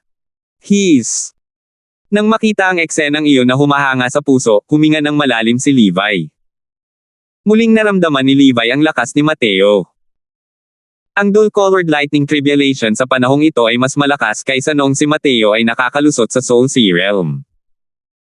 Ngunit ang paglago ni Mateo sa pangunahing hangganang ito ay mas malakas pa. Ang dalawang kulay na kapigatian ng kidlat na labis na sumire kay Mateo noong panahong iyon ay hindi nagdulot sa kanya ng labis na problema sa oras na ito. Hindi man lang niya ginamit ang itim na butil na iyon. Naglaho ang makalangit na kapigatian. Muling nagliwanag ang kalangitan. Mga tol, tingnan ninyo. Ano ba yan? May biglang sumigaw, na parang may nakita siyang hindi kapanipaniwala. Lahat ay nakalog pa rin sa nakapangangilabot na dual-colored lightning tribulation kanina at hindi nagbigay pansin. Nang marinig ang taong iyon na nagsasalita, hindi napigilan ng lahat na magtuon ng kanilang tingin, ngunit nakita nila ang isang mahinang multo na lumabas mula sa tuktok ng ulo ni Mateo. Ang malabong multo na iyon ay eksaktong kapareho ni Mateo. Ito ang kondensasyon ng banal na kaluluwa. Paano ito posible? Kaka-rating lang niya sa Divine Traversing Realm. Sigaw ni Levi.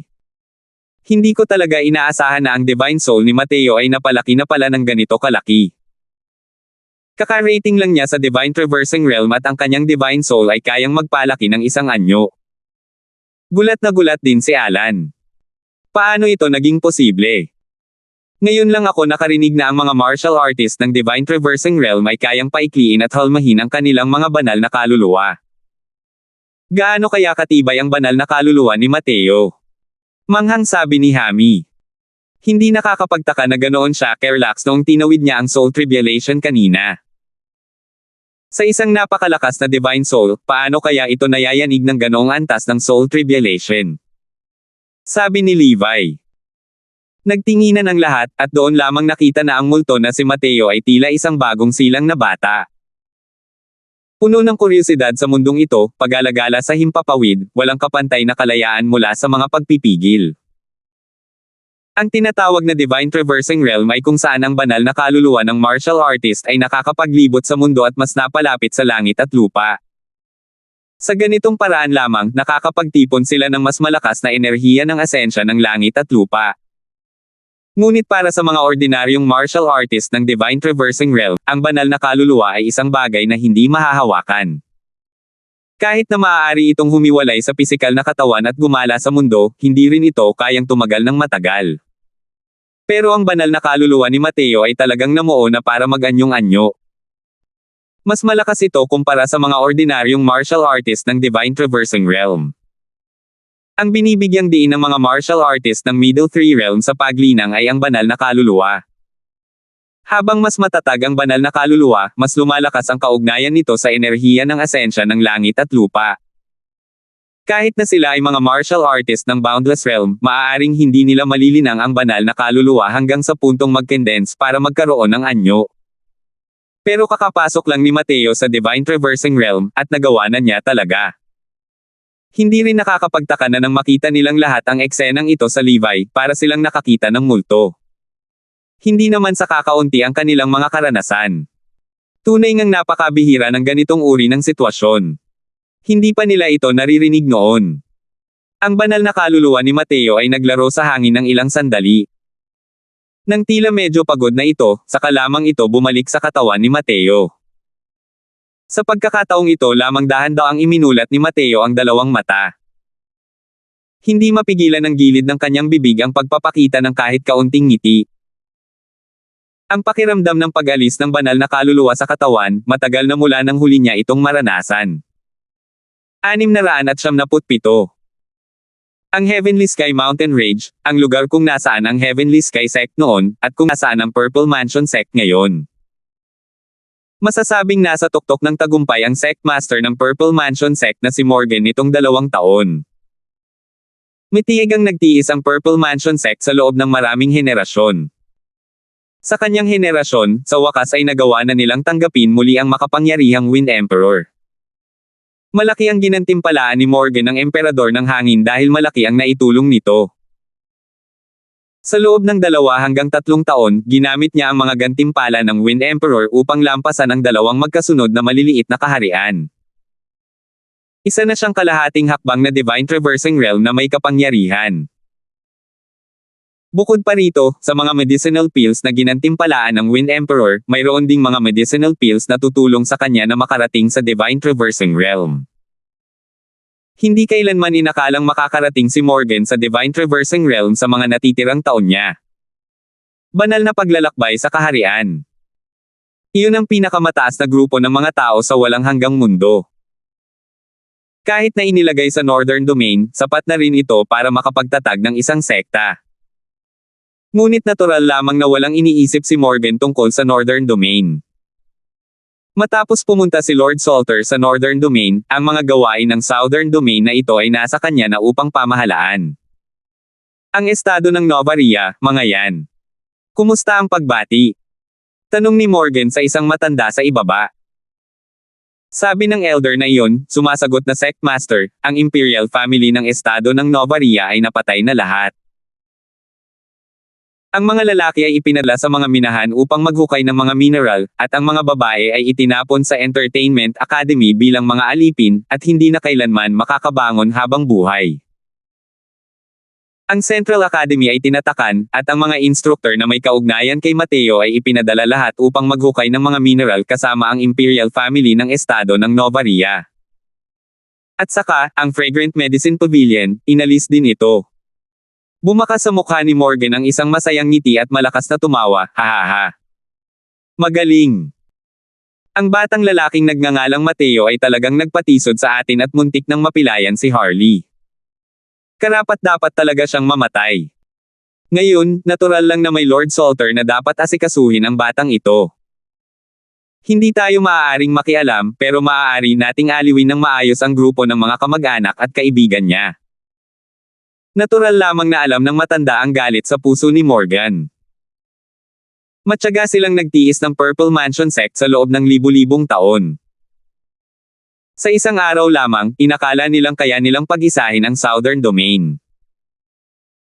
Sino ang mag-aakala na sa oras na ito, ang batang ito na nagngangalang Mateo ay talagang lilito, at magiging sanhi ng malaking pagkatisod sa Purple Mansion sect, at magugulo rin ang orihinal na sistema ng Wind Emperor. Nang panahong iyon, si Morgan ay natatakot at nanginginig sa kanyang puso. Araw-araw, hindi man lang siya makatulog ng maayos, natatakot na baka patayin siya ng emperador ng hangin sa galit. Pero sino ang mag-aakala na hindi lang siya pinatay ng emperador ng hangin, kundi hinayaan pa niya itong mamahala ng maayos sa lahat ng bagay na may kinalaman sa Southern Domain. Gayunpaman, kahit lumipas na ang bagay na iyon, hindi pa rin nawala ang pot sa puso ni Morgan. Ilang panahon na ang nakalipas, sa wakas ay naituwid ni Morgan ang lahat ng bagay sa Southern Domain. Kaagad niyang itinutok ang ulo sa estado ng Novaria na ang relasyon kay Mateo ay hindi mababaw. Mukhang masayang-masaya ka namang tumatawa. Kasalukuyang natatawa si Morgan nang may biglang umalangaw-ngaw na boses sa malaking bulwagan. Nagbago ang ekspresyon ni Morgan, at sinabi niya sa malamig na boses, "Sino?" Nagkukunwaring misteryoso. Kung may kakayahan ka, ibunyag mo ang tunay mong mukha. Kasalukuyang gulat na gulat si Morgan sa kanyang puso. Mayroon nga palang isang taong kayang pumasok sa pangunahing bulwagan ng Purple Mansion sect nang walang ingay, at walang kahit isang tao sa buong sekta ang nakatuklas nito, kasama na siya. Kailan nagkaroon ng ganito kalakas na pag-iral sa Southern Domain? Isang binata na nakasuot ng puti ang pumasok sa malaking bulwagan ng hindi nagmamadali o mabagal. Nang makita siya ni Morgan, nanghina ang kanyang mga tuhod sa takot, at muntik na siyang matamba mula sa kanyang upuan. Ang kabataang ito ay walang iba kundi ang Mateo na nagmula sa Northern Domain. Kahit matagal nang iniwan ni Mateo ang Southern Domain, hindi pa rin mapakali ang isip niya tungkol sa estado ng Novaria. Kahit matagal nang umalis ang kanyang mga magulang sa estado ng Novaria, marami pa ring mga taong karapat-dapat alagaan si Mateo na natitira sa estado ng Novaria. Tulad ni na Manager Sanjo, tulad ni na Oliver Muyan, Jovan, at iba pa. Ang pagbabalik niya sa Southern Domain sa pagkakataong ito ay para makapasok sa Fierce Gale World sa pamamagitan ng mga guho ng Grandian True Sect at maginhawang dumaan sa estado ng Novaria. Sino ang mag-aakala na ang estado ng Novaria ay tuluyang nawasak? Malagim na namatay si Manager Sanjo, at tuluyang nabuwag ang Fragrant Medicine Pavilion. Sina Oliver, Jovan, at ang pamilya Nolan ay ipinadala upang maghukay sa mga minahan. Ang mga ginawa ni Morgan ay lubos na ikinagalit ni Mateo. Kaya na ni Morgan natakpan ang kalangitan gamit ang isang kamay sa Southern Domain ngayon. Kung natural lang ang paggawa ng ganitong bagay, wala itong magiging dahilan para magduda. Nagtanong lang si Mateo ng kaunti at alam niyang ang Purple Mansion sect ang naglalako sa likod. Nagpadala si Mateo ng white light upang iligtas si Oliver at ang iba pa, habang sabay na dumadalaw dito. Sa totoo lang, isang hakbang lang ang nahuli ni Mateo. Nang sumugod siya papunta sa Purple Mansion sect, ang elder na humahawak sa mga gawain ay nagkataong bumalik din sa sekta. Kaya, nagkaroon ng ganoong eksena ngayon lang. Ang ikinagulat ni Morgan ay dahil sa loob lamang ng 2 hanggang 3 taon na hindi siya nakikita, isa na pala siyang powerhouse ng Divine Traversing Realm. Alam ni Morgan na ang talento ni Mateo ay kahanga-hanga, ngunit hindi rin niya inakalang ganoon pala ito kahanga-hanga. Nang makita si Mateo, lumuhad si Morgan ng may kalabog at nagmakaawa, Matt, ako, lahat ng ito ay utos ng emperador ng hangin. Sinusunod ko lang ang mga utos. Nagmamakaawa ako sa iyo, huwag mo akong patayin. Tumingin si Mateo kay Morgan at biglang ngumiti at sinabing, ganoon ba? Malapit ko nang makilala si Tommy. Bakit hindi? Ihahatid kita para harapin siya ng harapan. Hindi man lang tiniis ni Mateo ang paliwanag niya. Mahina niyang itinuro ang kanyang daliri, direktang ikinadina si Morgan ng marahas na enerhiya ng asensya. Habang ang matandang iyon ay agad na nawasak at naging labi. Gumalaw ang figure ni Mateo at nakarating sa harap ni Morgan. Iniunat ang kanyang kamay at hinampas ang ulo nito gamit ang isang log, at direktang hinugot ang kanyang banal na kaluluwa, at inihagis ito sa isang maliit na bote na inihanda ng maaga. Fiery, alagaan mong mabuti ang lalaking ito. Nang matapos ang lahat ng ito, nagbigay ng utos si Mateo kay Fiery. Isang maliit na apoy ng asensya ang tahimik na pumasok sa loob ng maliit na bote. Casual na isinara ni Mateo ang maliit na bote, ngunit nakarinig siya ng mga ingay mula sa loob. Ang ganitong uri ng paraan ng pagpino ng banal na kaluluwa ay lubhang malupit. Ang banal na kaluluwa ni Morgan ay maaari pang mabuhay ng hanggang 100 taon sa loob ng maliit na bote na ito. Kailangan niyang tiisin ang paghihirap ng apoy ng asensya na sumusunog sa katawan sa lahat ng oras. Sa huli, siya ay magiging pino at hindi na muling magkatawang tao magpakailanman. Hindi naman talaga ganito ang ugali ni Mateo pagdating sa mga kalaban. Pero naapektuhan ng Morgan na ito ang kanyang kita. Ang pagkamatay ni Sanjo ang nagdulot sa kanya ng matinding balak na pumatay kay Morgan. Bukod pa rito, ang walang hanggang mundo na dumaranas ng ganitong uri ng kalamidad na apokaliptiko, ang pangunahing salarin ay si Morgan.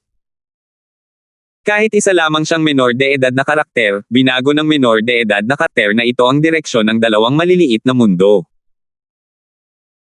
Tungkol naman sa buong Purple Mansion sect, malinaw na hindi rin magiging malambot ang puso ni Mateo, direktang pipiliin niyang lipulin ang sekta, at patayin ang Purple Mansion sect mula ulo hanggang paa ng walang kahirap-hirap.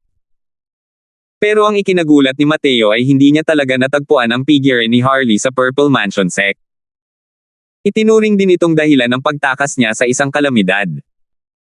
Hindi rin gaanong nag-aksaya ng oras si Mateo dito. Ang pinakamabigat na problema ay kailangan pa rin niyang magmadali papunta sa Fierce Gale World. Kaya naman, hindi rin siya nagtagal doon. Pagkalipas ng ilang araw, lumitaw ang figure ni Mateo sa mga guho ng Grandian True Sect. Lumipas ang panahon, at nagbago ang mga pangyayari. Walang humpay na bamaantong hininga si Mateo sa kanyang puso habang muling pumupunta sa lugar na ito. Nang panahong iyon, dumating ang 8 dakilang sekta upang galugarin ang mastiko na kaharian. Sino ang mag-aakala na ito pala ang nagdulot ng isang trahedya sa pagitan ng dalawang mundo? Ang mga martial artist na dumating upang galugarin ang mastiko na kaharian noong panahong iyon, si Mateo na lamang ang natitira ngayon. Kahit ang mga kapwa-apprentice ng Tranquil Cloud Sect ay wala pa ring balita. Matagal ng puno ng mga martial artist ng Fierce Gale World ang mga guho ngayon. Malinaw na hindi magiging magalang si Mateo, papatayin ang lahat ng tao hanggang sa daanan ng kaharian. Ang nagbabantay sa pasilyo ng kaharian ay isang eksperto sa Divine Traversing Realm. Gayunpaman, hindi siya isang kaaway na may kakayahang makipagpalitan ng kahit isang suntok kay Mateo. Umalis ka at sabihin kay Tommy na hilingin sa kanya na hugasan ang kanyang leeg at hintayin akong pumunta at maghiwa. Hindi pinatay ni Mateo ang martial artist na iyon ng Divine Traversing Realm kundi sinabi sa kanya. 678. Tommy, lumabas ka para sa akin. Sa kalangitan sa itaas ng Central Capital, isang figure ang nakatayo sa ere. Ang boses ni Mateo ay parang dumadagandong na kulog na agad na kumalat sa buong Central Capital. Dumaan si Mateo sa lungsod habang pinoprotektahan ang malawak na hanay ng mga sundalo at pumasok sa loob ng kabisera. Sa pagkakataong ito, hindi na niya kailangang maging palihim tulad noong nakaraan. Mayroon na siyang lakas para harapin si Tommy ngayon. Ang pag-ungol ni Mateo ay agad na nakakuha ng atensyon ng lahat. Ito. Sino ang taong ito? Para talagang manggahas na tawagin ng direkta ang pangalan ng kamahalan ng walang anumang paggalang. Gusto ba niyang mamatay? Gago ka. Malinaw na may masamang balak ang batang ito. Kung hindi siya tanga, mayroon siyang tunay na kakayahan. Sa tingin mo ba gusto niyang mamatay o hindi? Ikaw ang gago. Sino ang maaaring maging katapat ng kamahalan sa mundong ito? Isa siyang powerhouse ng Boundless Realm. Kahit na maganda ang lakas ng batang ito, nasa pinakamataas pa rin siyang antas ng First Level Divine Traversing Realm. Wala talagang maisagot ang taong iyon. Sa pananaw ng mga martial artist na ito ng Fierce Gale World, si Mateo ay nandito lamang upang maghangad ng kamatayan. Dahil sa oras na ito, imposibleng maging emperador ng hangin ang sinuman, ang katapat ng kanyang kamahalan. Sa kanilang mga puso, ang kanyang kamahalan ay isang di magapi na pag-iral. Maliban na lang. Pumunta rito si Mateo ngayon para wasakin ang di matatawarang hari sa kanilang mga puso. Sa bundok ng Mystica, kasalukuyang nagbibigay ng sermon ang Star Abyss sa kanyang mga disipulo. Nang marinig ang boses na ito, hindi mapigil ang magbago ang kanyang ekspresyon. Sino ang may ganitong lakas ng loob? Para manggahas pa talagang galitin ang kamahalan. Pamilyar ang boses na ito. Boses iyon ng Little Junior Brother. Guru, babalik na ang Little Junior Brother. Mabilis na nakilala ni Horen ang boses na ito, medyo sumisigaw at medyo tuwang-tuwa. Agad na nakilala ni Star Abyss ang boses ni Mateo. Bumantong hininga siya at sinabing, babalik na si Mateo, paano pa siya magiging Little Junior Brother mo? Malamang, kahit si Master ay wala nang ibang magagawa kundi tawagin siyang kamahalan. Nagbago ang ekspresyon ni Horen, at sinabi niya, ano ang ibig sabihin ng mga salita ng guro? Kumaway si Star Abyss at sinabing, huwag ka nang magtanong pa. Sundan mo si Master palabas para tingnan, at malalaman mo. Pagkatapos magsalita, tumayo si Star Abyss at lumabas ng pinto. Nagulat at naguluhan ang grupo ng mga alagad at sumunod din sa kanya palabas ng pinto. Kasabay nito, hindi mabilang na mga angkan ng pamilya sa lungsod ang nabahala, lahat ay umaalis sa kani-kanilang mga tahanan upang manood ng paisa-isa. Pero ang nagpahanga sa kanila ay ang binata na tila medyo payat sa ere ay isa lamang Divine Traversing Realm martial artist. Ang ganitong uri ng lakas ay maituturing pa ring mahusay kapag inilagay sa labas ng Central Capital. Ngunit kahit na ang mga piling tao sa Central Capital ay mapiling lahat, hindi rin siya maaaring marank. Sa ganitong klaseng lakas, paano niya nagawang hamanin si Lord Wind Emperor? 2 taon na ang nakalilipas, natalo ni Mateo ang lahat sa Central Capital. Ngunit noong panahong iyon, mahina pa rin ang lakas ni Mateo. Sa loob ng 2 taon na ito, maging sa disposisyon man o lakas, ibang-iba si Mateo noong panahong iyon. Natural na kakaunti ang mga taong makakaalala na ang binatang ito sa kanilang harapan ay ang Mateo na nagdulot ng kaguluhan sa kabisera noong araw na iyon. Isa pa, ang kaguluhan ngayon ni Mateo ay mas malaki kaysa noong bumalik siya noon. Noong araw na iyon, sa plaza lang ito. Pero sa pagkakataong ito, ang dagandong ni Mateo ay ikinagulat ng lahat ng eksperto sa Central Capital. Pumikit si Mateo, nakahalukip-kip ang mga kamay sa dibdib, tahimik na naghihintay sa tugon ni Tommy. Gayunpaman, ang katayuan ni Tommy sa Fierce Gale World ay napakahalaga pa rin. Ang walang pakundangang pag-ungol ni Mateo ng ganito ay natural na ikinagalit ng maraming eksperto. Di nagtagal, may mga hindi natatakot sa kamatayang sumusugod. Saan nanggaling ang batang ito na hindi alam ang buhay mula sa kamatayan? Ang lakas ng loob pa talagang tawagin ang pangalan ni Lord Wind Emperor nang walang anumang paggalang. Sinusubukang mamatay. Isa itong third-level Divine Traversing Powerhouse, na lumalapit para batiin si Mateo nang hindi pinapayagan ang anumang paliwanag. Hindi gumalaw si Mateo, ngunit isang mahinang multo ang humiwalay sa kanyang katawan at lumabas. Ang mahinang multo na iyon ay marahang tumapik ng isang daliri at ang third-level Divine Traversing Powerhouse na iyon ay bumagsak mula sa langit ng ganito. Nang makita ang eksenang ito, lahat ay napabuntong hininga ng malamig. Iyan ay banal na kaluluwa na nagpapatatag at nagkakaroon ng anyo. Paano ito posible? Kagagaling lang nilang lahat kay Horen sa bundok ng Mystica nang makita niya ang eksenang ito, nagulat si Horen hanggang sa nauutol ito habang nagsasalita. Tumalim din ang tingin ni Star Abyss. Hindi niya akalain na sa loob ng 2 taon na hindi nakakakita, ganoon na pala kalakas ang kalaban ni Mateo.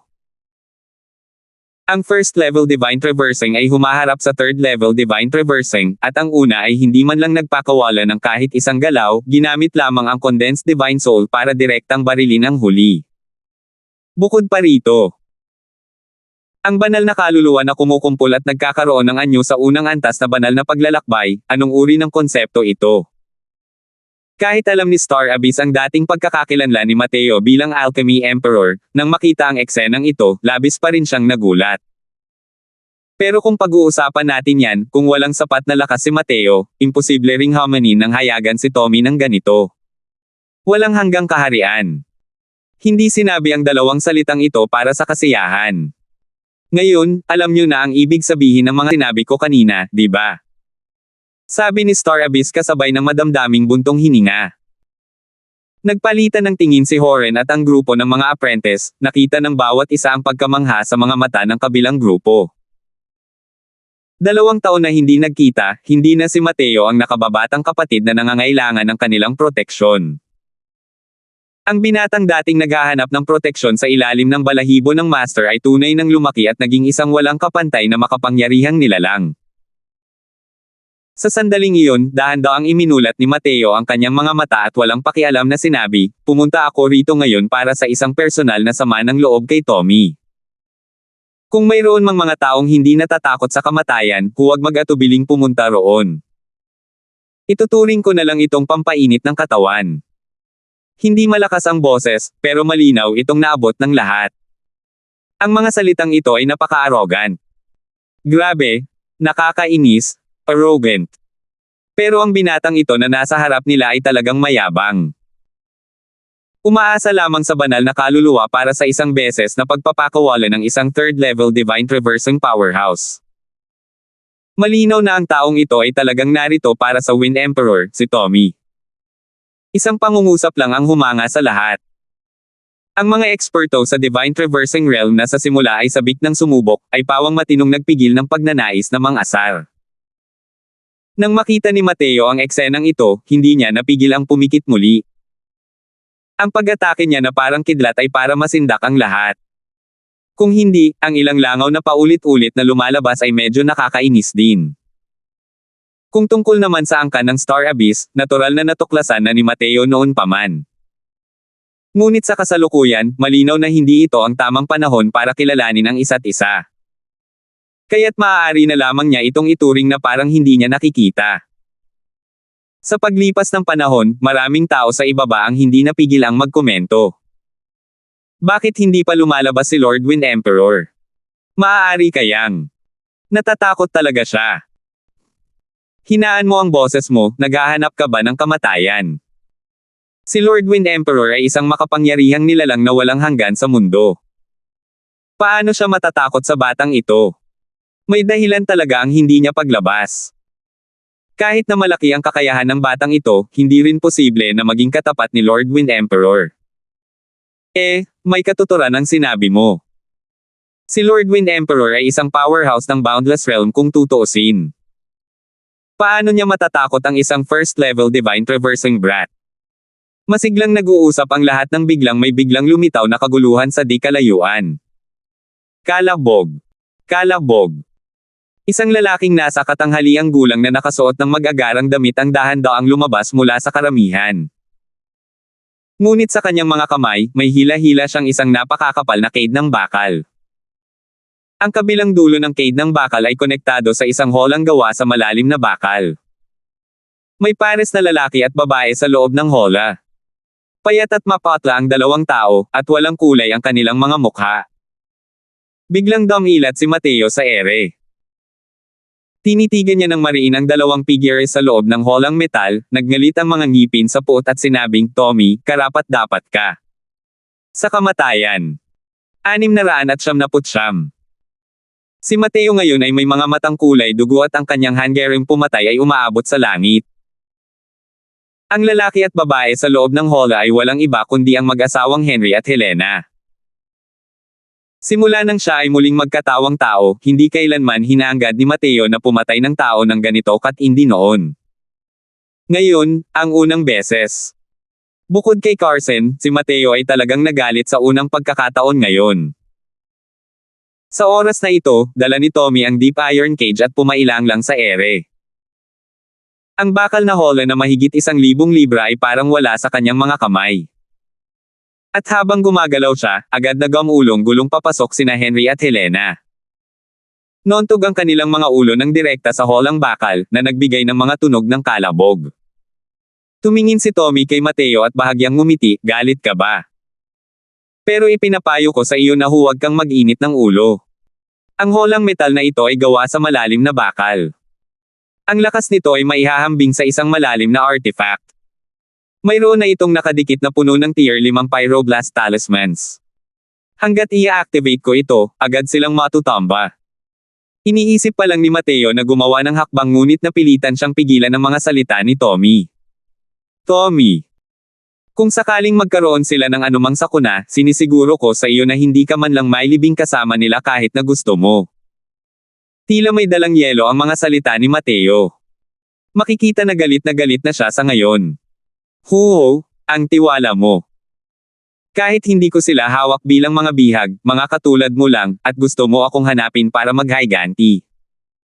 Medyo bata pa rin naman sa huli. Hindi mo talaga maisip ang pagkakaiba sa pagitan ng Boundless Realm at Divine Traversing Realm. Hindi inisip ni Tommy si Mateo. Sa paningin niya, isa lamang batang palabiro si Mateo na labis na nagpapahalaga sa sarili niyang kakayahan. Habang papalayo sa landas ng martial daw, mas mahirap tumalon sa mga kaharian at lumaban.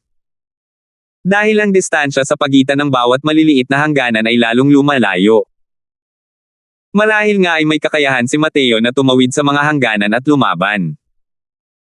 Ngunit imposibleng makatawid sa isang malaking hangganan at talunin siya sa Boundless Realm. Gayunpaman, para sa likas na maingat na si Tommy, mas gugustuhin pa niyang may hawak na baraha.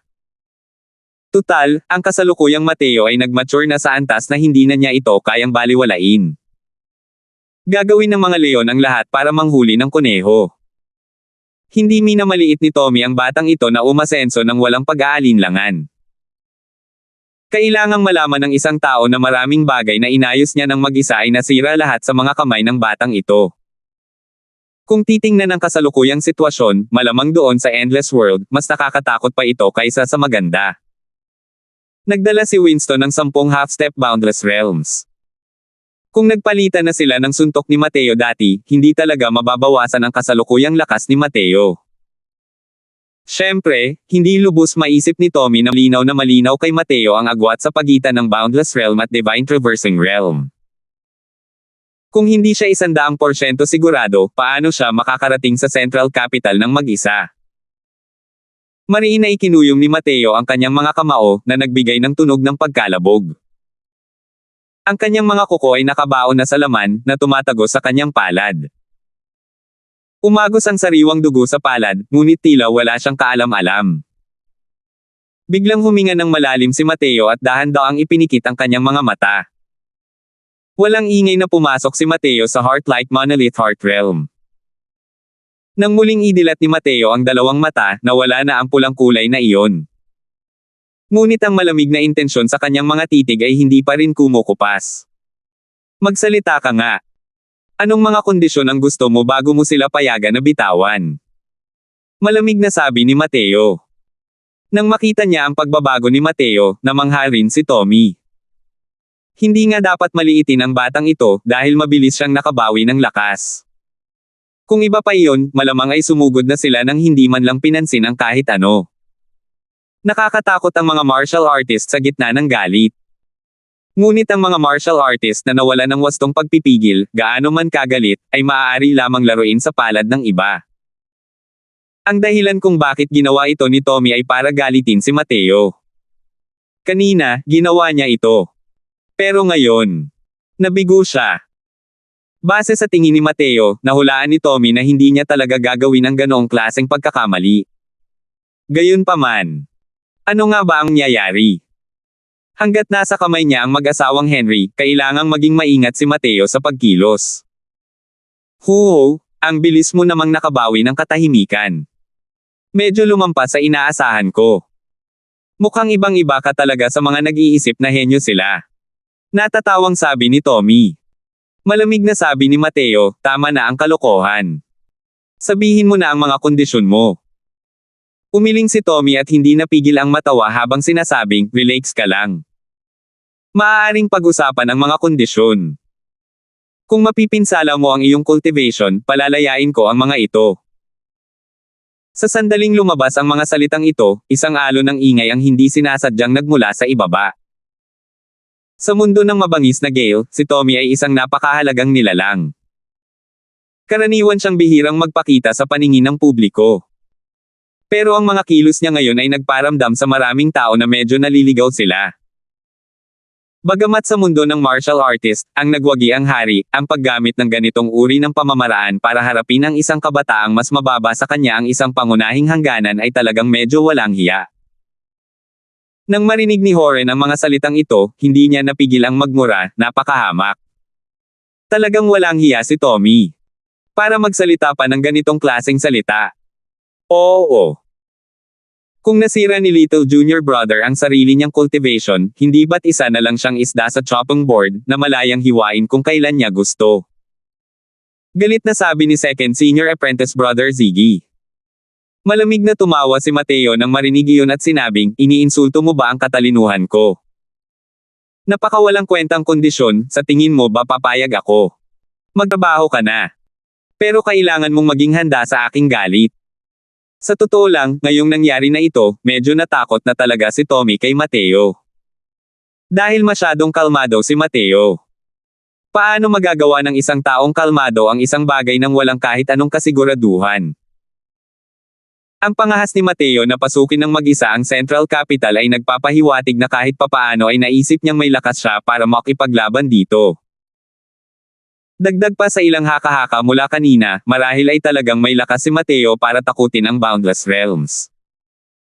Malinaw na alam ni Tommy na hindi papayag si Mateo sa ganitong mga kondisyon. Sinusubukan niya lang ngayon ang sitwasyon.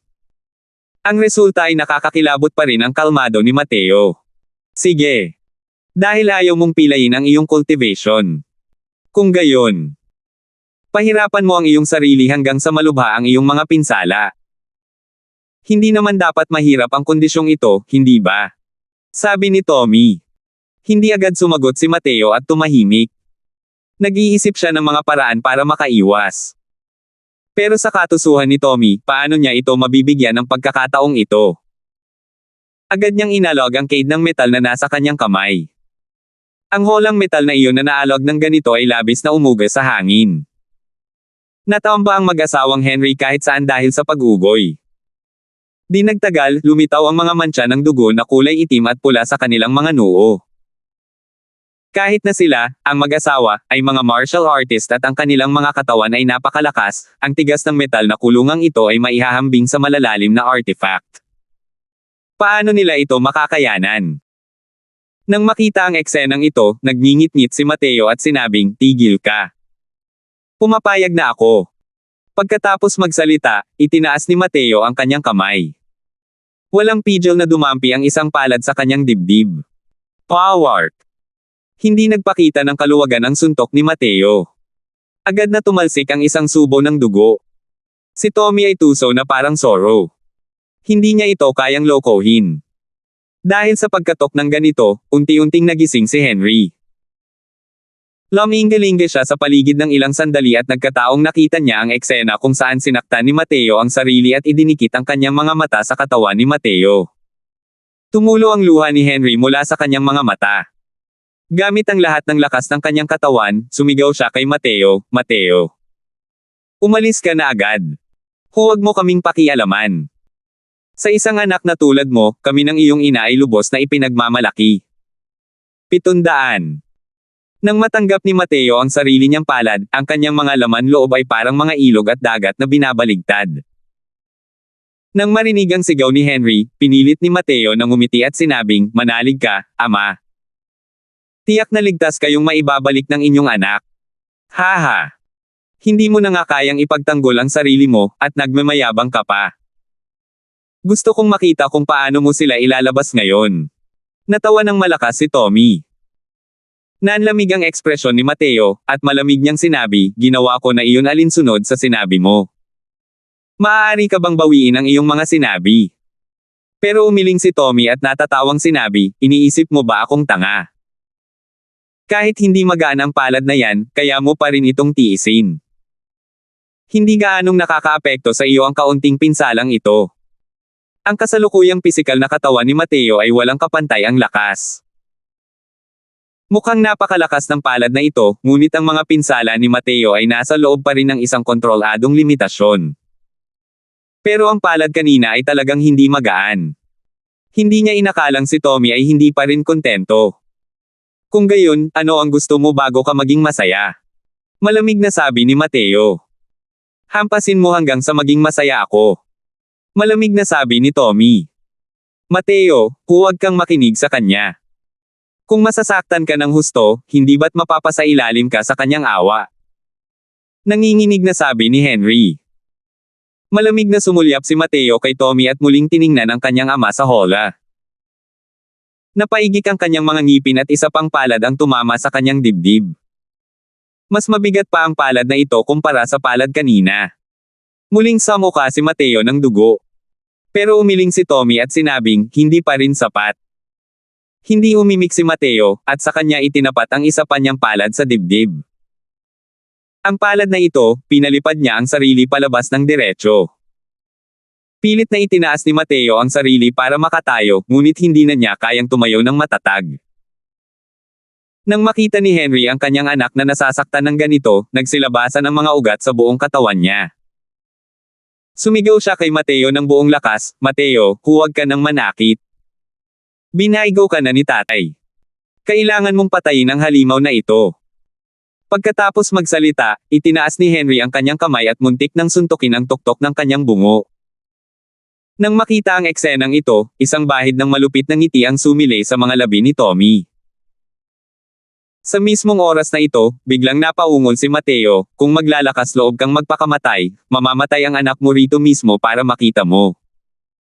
Nakaabot na ang palad ni Henry sa harap ng kanyang ulo. Pero nang marinig niya ang pangungusap na ito, napilitan itong tumigil. Nang makitang tumigil si Henry, sumigaw si Mateo, Ama, wala ka bang tiwala sa anak mo? Bumuhos ang luha ni Henry na parang tubig alat. Labis ang kanyang pagsisisi kay Mateo habang umiiyak at sinabing, Mateo, nagtitiwala sa iyo ang ama. Tiningnan ni Mateo si ama ng may matalim na tingin, tumago, at sinabing, Ama, tingnan mo lang. Kung hindi ko papatayin ang halimaw na ito ngayon, ang anak mo ay mas mababa pa sa tao. Hahaha. Nakakaantig ang eksena. Pero, ganito ka na ngayon. Ano ba ang problema mo at pinatay mo ako?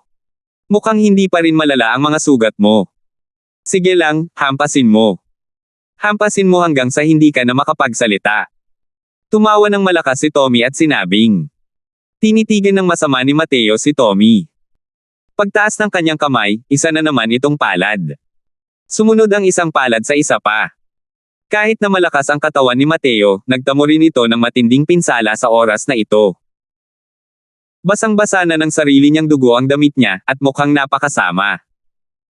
Little junior brother, huwag kang manakit.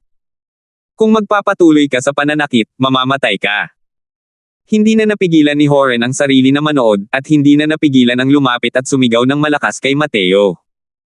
Lumingon si Mateo at binigyan si Horen ng isang ngiti ng pasasalamat. Ngunit ang ngiting iyon ay tila may lasa ng isang bayani noong siya ay lumulubog na. Ang kaawa-awang kalagayan ni Mateo ay nagpabago rin sa ekspresyon ng mga martial artist ng Fierce Gale World sa ibaba. Kahit na sila ang kaaway, nagbigay pa rin sila ng simpatiya kay Mateo sa oras na ito. Ang pagiging magalang ni Mateo ay nakaantig sa bawat isa na naruroon. Saang mundo man sila ipinanganak, ang kahulugan ng mga salitang paggalang sa anak ay pare-pareho lamang. Malinaw na alam ni Mateo na lubhang nakakasama ito sa kanya, ngunit ginawa niya ito sa kanyang sarili ng walang pag-aalinlangan. Ang mga martial artist na naglilinang ng daw ay labis na makasarili, na medyo makasarili rin. Ginagawa ito ni Mateo sa ganitong antas para sa kanyang mga magulang, ilan sa kanila ang nakagawa nito.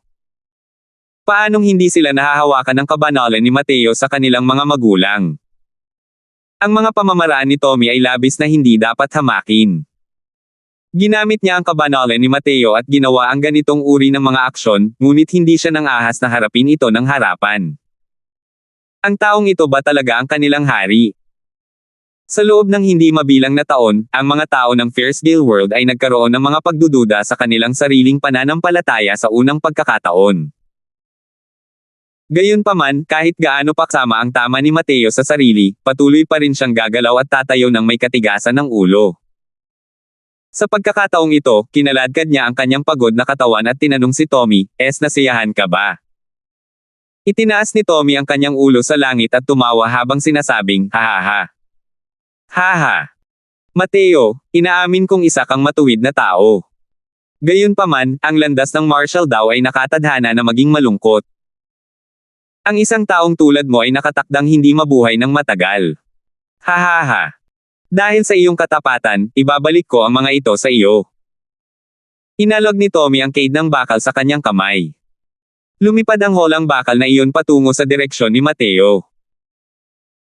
Nilabanan ni Mateo ang matinding sakit sa buong katawan niya, pinagngingit-ngit ang kanyang mga ngipin habang inaabot ang kanyang kamay para tanggapin ang holang metal na iyon.